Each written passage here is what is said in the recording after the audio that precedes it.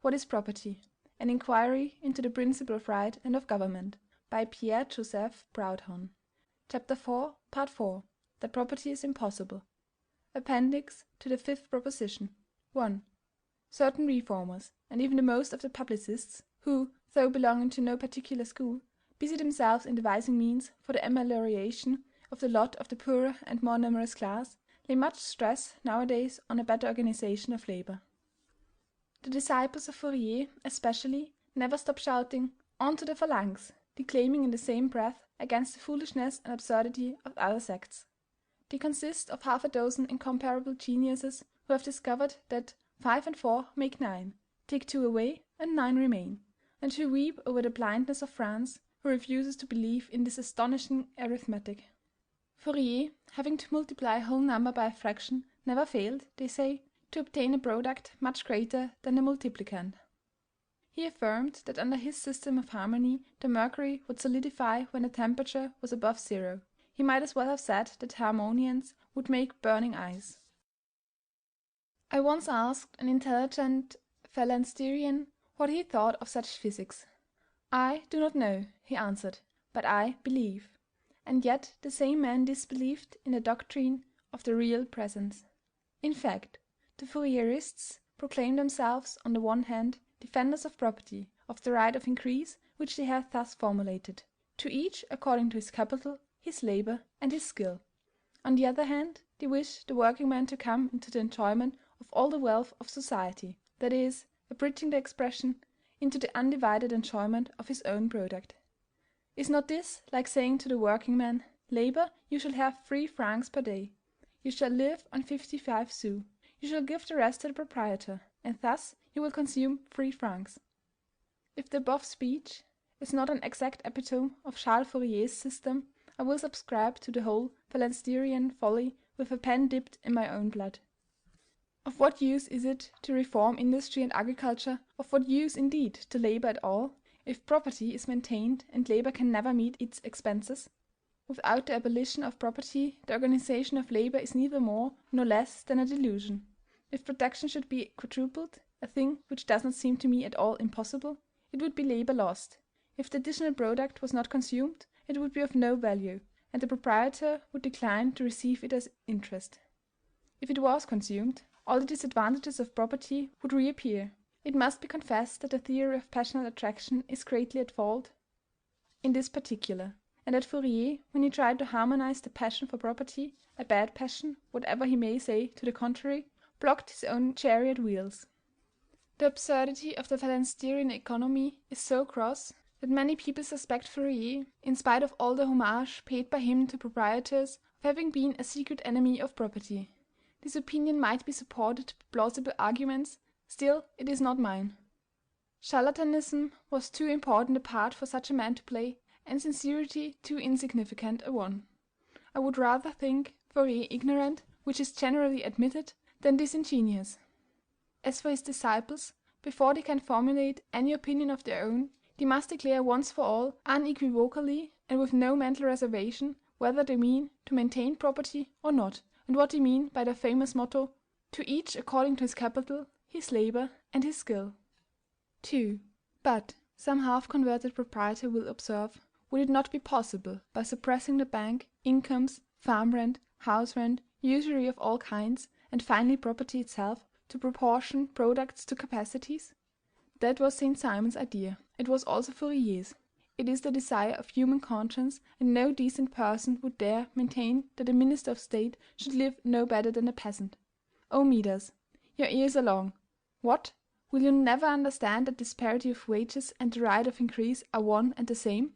Certainly. St. Thomas, Fourier, and their respective flocks committed a serious blunder in attempting to unite, the one, inequality and communism, the other, inequality and property.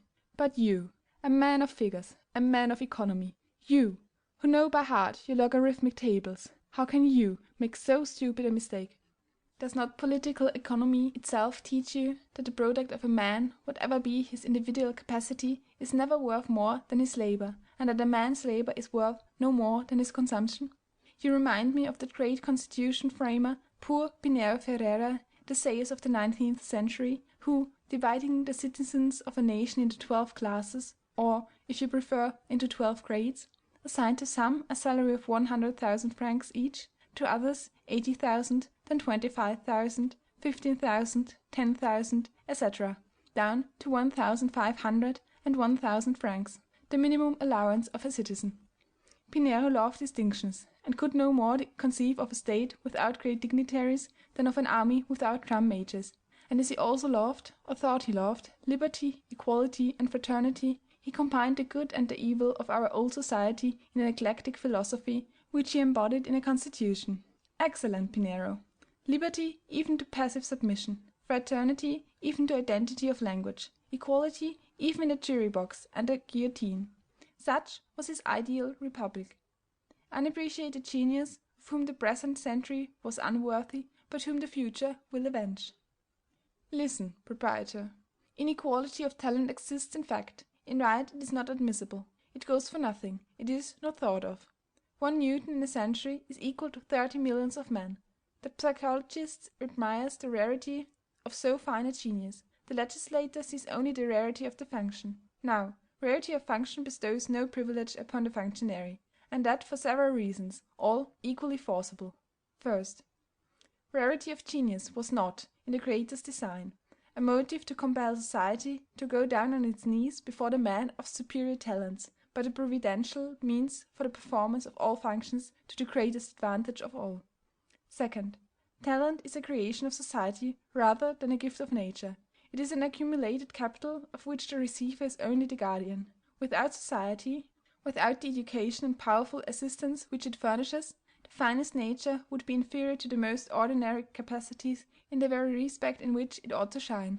The more extensive a man's knowledge, the more luxuriant his imagination, the more versatile his talent, the more costly his education been, the more remarkable and numerous were his teachers and his models, and the greater is his debt.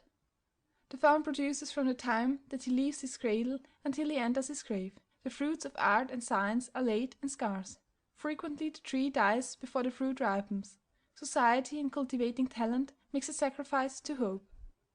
Third, capacities have no common standard of comparison.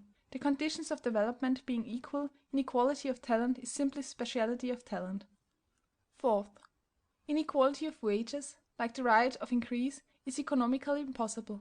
Take the most favorable case, that where each laborer has furnished his maximum production, that there may be an equitable distribution of products. The share of each must be equal to the quotient of the total production divided by the number of laborers.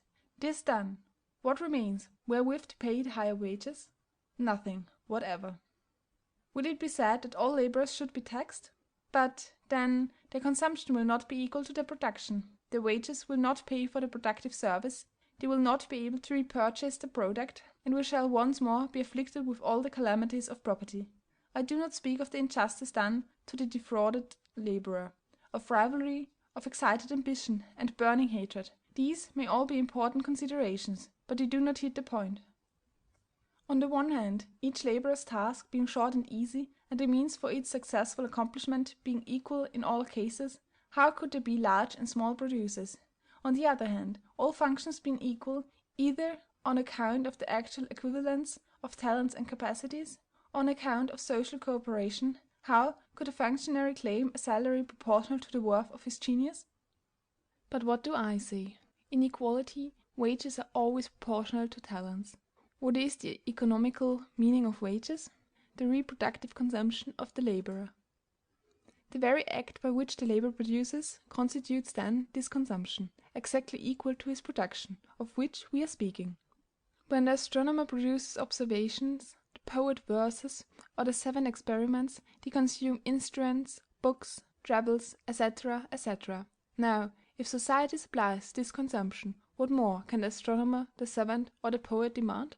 We must conclude then that in equality, and only in equality, St. Simon's adage, to each according to his capacity, to each capacity according to its results, finds its full and complete application.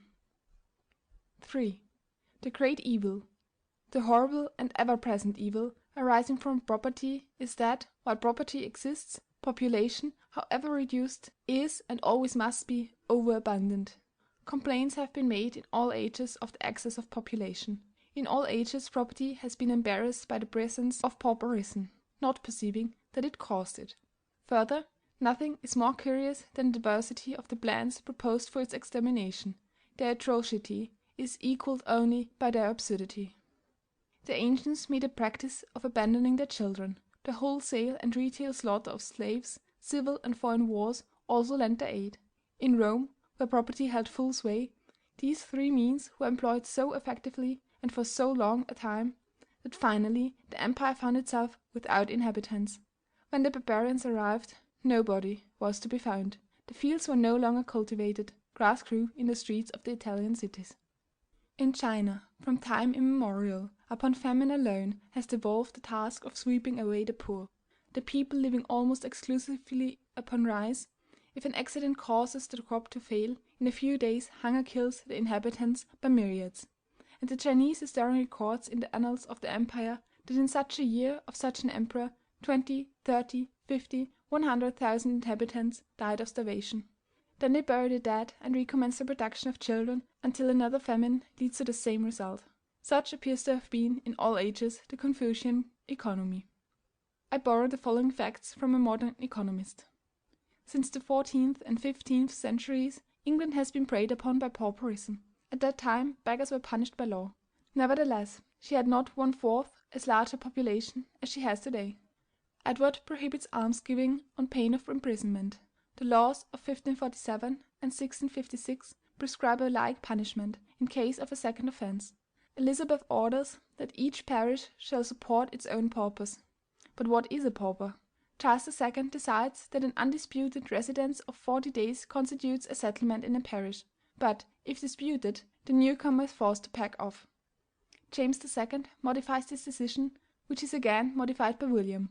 In the midst of trials, reports, and modifications, pauperism increases, and the working man languishes and dies. The poor tax in 1774 exceeded 40 millions of francs. In 1783, 4, and 5 it averaged 53 millions. 1813, more than 187,500,000 francs. 1816, 250 millions. In 1817 it is estimated at 317 millions. In 1821 the number of paupers enrolled upon the parish lists was estimated at 4 millions, nearly 1/3 of the population. France. In 1544 Francis I establishes a compulsory tax in behalf of the poor. In 1566 and 1586 the same principle is applied to the whole kingdom. Under Louis XIV 40,000 paupers infested the capital, as many in proportion as today. Mendicity was punished severely. In 1740 Parliament of Paris re-establishes within its own jurisdiction the compulsory assessment. The Constituent Assembly, frightened at the extent of the evil and the difficulty of curing it, ordains the status quo. The Convention proclaims assistance of the poor to be national debt. Its law remains unexecuted. Napoleon also wishes to remedy the evil. His idea is imprisonment. In that way, said he, I shall protect the rich from the importunity of beggars, and shall relieve them of the disgusting sight of abject poverty. O wonderful man! From these facts, which I might multiply still further, 2 things are to be inferred. The one, that pauperism is independent of population. The other, that all attempts hitherto made at its extermination have proved abortive. Catholicism founds hospitals and convents and commands charity, that is, she encourages mendicity. That is the extent of her insights as voiced by her priests. The secular power of Christian nations now orders taxes on the rich, now banishment and imprisonment for the poor, that is, on the one hand, violation of the right of property, and on the other, civil death and murder. The modern economists, thinking that pauperism is caused by the excess of population exclusively, have devoted themselves to devising checks. Some wish to prohibit the poor from marrying. Thus, having denounced religious celibacy, they propose compulsory celibacy, which will inevitably become licentious celibacy. Others do not approve this method, which they deem too violent, and which, they say, deprives the poor man of the only pleasure which he knows in this world. They would simply recommend him to be prudent. This opinion is held by Malthus, Sismondi, Say, Droit, Duchâtel, etc. But if the poor are to be prudent, the rich must set the example. Why should the marriageable age of the latter be fixed at 18 years, while that of the former is postponed until 30? Again, they would do well to explain clearly what they mean by this matrimonial prudence, which they so urgently recommend to the laborer, for here equivocation is especially dangerous, and I suspect that the economists are not thoroughly understood. Some half-enlightened ecclesiastics are alarmed when they hear prudence in marriage advised. They fear that the divine injunction, increase and multiply, is to be set aside. To be logical, they must anathematize bachelors. J. Droit, Political Economy. M. Droit is too honest a man, and too little of a theologian, to see why these casuists are so alarmed, and his chaste ignorance is the very best evidence of the purity of his heart. Religion never has encouraged early marriages, and the kind of prudence which it condemns is that described in this Latin sentence from Sanchez: "Unlicet ob metum liberorum semen extra vas ei cere." Destutt de Tracy seems to dislike prudence in either form. He says, "I confess that I no more share the desire of the moralists to diminish and restrain our pleasures than that of the politicians to increase our procreative powers and accelerate reproduction." He believes, then, that we should love and marry when and as we please. Widespread misery results from love and marriage, but this our philosopher does not heed. True to the dogma of the necessity of evil, to evil he looks for the solution of all problems. He adds, "The multiplication of men continuing in all classes of society, the surplus members of the upper classes are supported by the lower classes, and those of the latter are destroyed by poverty." This philosophy has few avowed partisans, but it has over every other the indisputable advantage of demonstration in practice. Not long since France heard it advocated in the Chamber of Deputies in the course of the discussion on the electoral reform. Poverty will always exist. That is the political aphorism with which the Minister of State ground to powder the arguments of M. Arago. Poverty will always exist. Yes, so long as property does. The Fourierists, inventors of so many marvelous contrivances, could not in this field belie their character. They invented 4 methods of checking increase of population at will. First, the vigor of women. On this point they are contradicted by experience, for, although vigorous women may be less likely to conceive, nevertheless they give birth to the healthiest children, so that the advantage of maternity is on their side. Second, integral exercise or the equal development of all the physical powers. If this development is equal, how is the power of reproduction lessened? Third, the gastronomic regime, or, in plain English, the philosophy of the belly. The Fourierists say that abundance of rich food renders women sterile, just as too much sap, while enhancing the beauty of flowers, destroys their reproductive capacity. But the analogy is a false one. Flowers become sterile when the stamens, or male organs, are changed into petals, as may be seen by inspecting a rose, and then through excessive dampness the pollen loses its fertilizing power. Then, in order that the gastronomic regime may produce the results claimed for it, not only must the females be fattened, but the males must be rendered impotent. Fourth, phanerogamic morality, or public concubinage.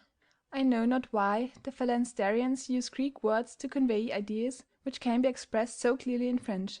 This method, like the preceding one, is copied from civilized customs. Fourier himself cites the example of prostitutes as a proof. Now we have no certain knowledge yet of the facts which he quotes. So states Parent du Châtelet in his work on prostitution. From all the information which I have been able to gather, I find that all the remedies for pauperism and fecundity, sanctioned by universal practice, philosophy, political economy, and the latest reformers, may be summed up in the following list: masturbation, onanism, hoc inter se differunt onanismus et manuspratio nempe quod haec a solitario exercetur, ille autem a duobus reciprocatur, masulo silicet et femina.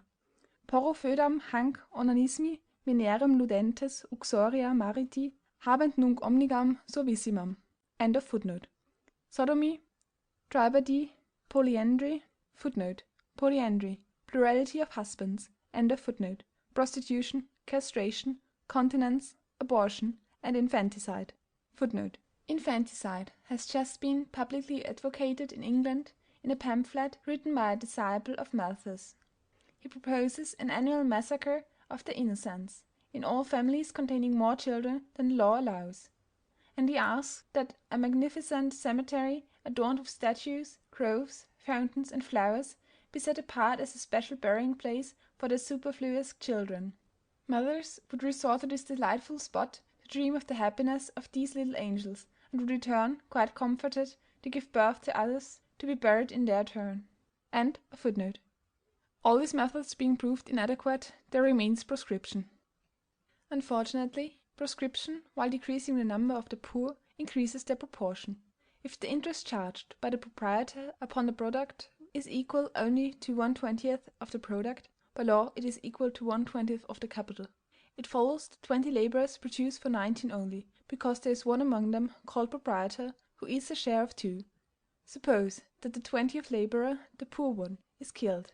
The production of the following year will be diminished 1/20th. Consequently, the 19th will have to yield his portion and perish. For, since it is not 1/20th of the production of 19 which must be paid to the proprietor, but 1/20th of the product of 20, see third proposition, each surviving laborer must sacrifice 1/20th plus 1/400th of his product. In other words, one man out of 19 must be killed. Therefore, while property exists, the more poor people we kill, the more there are born in proportion. Malthus, who proved so clearly that population increases in geometrical progression, while production increases only in arithmetical progression, did not notice this pauperizing power of property. Had he observed this, he would have understood that, before trying to check reproduction, the right of increase should be abolished, because wherever that right is tolerated there are always too many inhabitants, whatever the extent or fertility of the soil. It will be asked, perhaps, how I would maintain a balance between population and production, for sooner or later this problem must be solved. The reader will pardon me if I do not give my method here, for, in my opinion, it is useless to say a thing unless we prove it. Now, to explain my method fully would require no less than a formal treatise.